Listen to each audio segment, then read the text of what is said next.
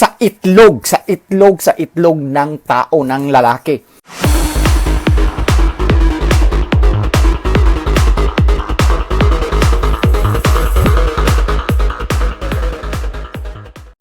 Okay,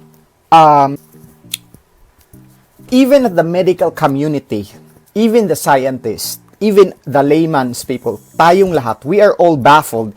Bakit ang mga lalaki ay karamihan na na-infected or nag-contract ng COVID-19 versus sa mga babae? 2 weeks ago, there was a preliminary research on that. Nasabi ko na, the social behaviors, the lifestyle. Ang malalaki ay mahilig uminom, tumuga-tungga, mag-adik-adik, kaysa mga babae, mahilig ma-stress kasi kulang sa tulog, kasi naibisyo-bisyo. Ang mababae, less sila dyan. Isa yan na factors na research noon pa, wala pang COVID. Dobert, kumusta? Tika, kumusta sir? Manoy, tika, Rikilmi sa Ronda, Cebu. So, bakit ang mga lalaki, according to the preliminary investigation by Montefiore Einstein Research Study in Canada, there were 68 samples, 68 na katao, 48 kalalaki, at 20 na kababae. Preliminary study suggests it needs further research, but it shed light. Bakit? Ano ang nakikita? Brace up, matatawa kayo nito kasi parang katawa-tawa. It is because of what we call testicular repository. First, ano ang repository? Repository ay storage, depot, para siyang powerhouse, para siyang part sa lugar or part sa katawan na nandoon ang concentration sa tinatawag na ACE2 receptor. Ano yung ACE2 receptor? Angiotensin converting enzyme receptor. Yun yung receptor sa cell ng katawan ng tao wherein ang COVID-19 na virus maglalatch. Parang lock and key mechanism. So in our body, it is scattered all over. Primarily, marami yan sa heart, marami yan siya sa lungs, marami siya sa intestine, and marami siya sa heart, lung, intestine, kidney, and of course, marami siya sa testicle, sa itlog ng tao, ng lalaki, versus sa ovary ng babae. So what does it mean?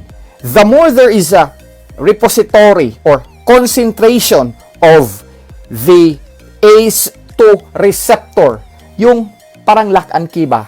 Yung parang mapasukan ba, parang gerger ba, parang mapasukan sa spike protein. Ito yung virus, no? COVID, ito yung spike protein niya, spike. So parang yawi yan siya ba? Ito yung ACE2 receptor na pagpapasok siya, pak, match kaayo, pasok, pak, release niya ang messenger RNA niya para mag-replicate. Marami doon ang ACE2 receptor sa katawan ng lalaki kaysa babae, pero generally marami yan siya sa heart ng tao, marami siya masyado sa lungs ng tao, marami siya sa kidney, sa intestine, at marami siya masyado sa testicle ng tao, sa itlog. Kaya pala, initial study indicated that kaya maraming lalaki na nahahawaan ng COVID-19 kaysa mga babae at maraming lalaking namamatay. On top of that, another research that I found at the New England Journal of Medicine stated that, na-discuss ko na to, the X chromosome plays a role. There are 46 chromosomes, 23 pairs, XX sa babae, XY sa lalaki. Since dalawa, XX sa babae, ano yung X chromosome? Yun yung parang doon yun parang it's a roadmap to ano ang kulay ng buhok mo, saan ka naliwat, yung ilong mo, ganun. Sa babae, XX dalawa, X dalawa, sa lalaki XY. So the X chromosome carries what we call tool-like 7 receptor. It's a protein wherein it will identify foreign invaders ng katawan. It is attached to the X chromosome. Now, since XX ang babae, mas marami ang toll-like 7 receptor to I would say recognize a foreign invader. And when it happened, madali ang mga babae maka-activate sa mga interferon cells niya para it will conduct an immunoresponse kaysa mga lalaki.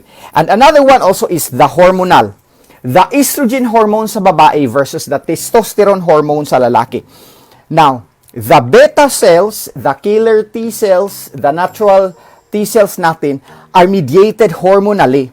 The estrogen, sila yung mabilis na makapagmando or mando sa mga immunoresponse na, may foreign invader na, versus ang testosterone mahina. This is according to the research. Kaya, sa katawan ng tao, ang COVID-19 ay madaling ma-extinguish sa mga babae versus sa mga lalaki. Kasi, the faster you respond, the better it is. The later you respond, of course, makapag-penetrate na. Plus, marami ka pang ACE2 na receptor. Right? Dr. Marco Antonio Bundok in London, Dr. Earl Makiling in London, boss amo manager, country manager sa Gits Pharma. Proud kay kwani, classmate ko ni sa college. Jigs Maranan, kumusta sir? Kerwin Ogario, kumusta ba? So Dr. Lindy Mate Paradela, Tumol, hi, sa Delaware. So, with that in mind, although preliminary study pa, ano yung preliminary study? It is inconclusive, yet it needs further research. It needs large-scale study based on the hierarchy of evidence. Kasi clinical study tayo, evidence-based tayo, hindi lang perspective. So, you should not dismiss an initial study that is very promising. It is still inconclusive, but yet it will shed light na kailangan ng malaking pag-aaral kasi ito yung nakikita sa mga scientists. Testicular, what do you call this one? ACE2 repository, mas marami sa mga lalaki kaysa mga babae. Although generally, marami sa heart, sa kidney, sa lungs, at sa intestine. Ang babae sa ovary, hindi masyado.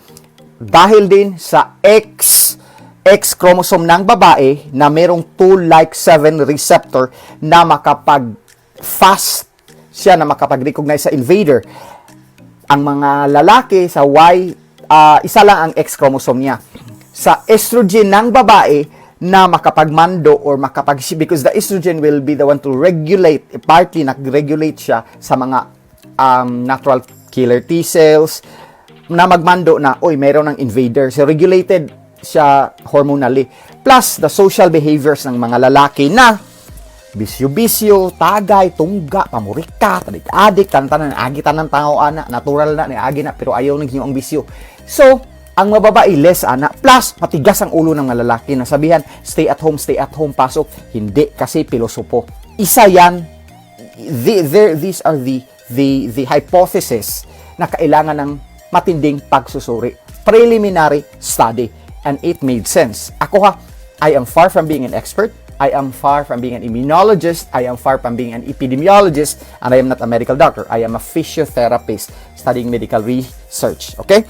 So, yun yung nakikita na bakit maraming, kasi sa New York, 70% na ospital ay mga lalaki at around 72% na mga lalaki ang namamatay. And even in Italy and even in the Philippines, mga 60% mga lalaki. So, everybody's baffled. Bakit? Anong nangyari? Ito yung mga nakikita sa research. Mr. Andres Bonifacio, RJ, Cliff Gilamak, Idol, Richie Vergara, o the better half sa BGC Taguig. So, Zeni Bato. So, Marisa Biting. So, alam na natin yan.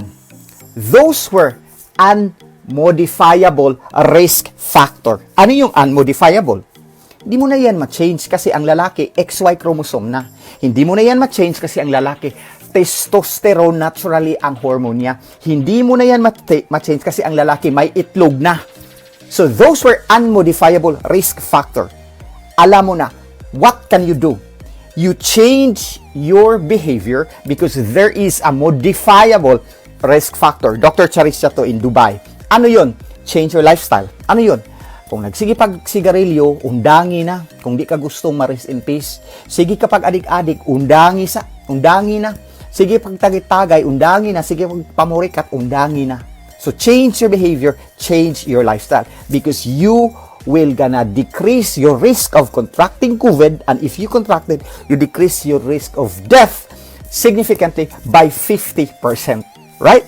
So stay at home, hand washing, physical distancing within the house. Renderforce.com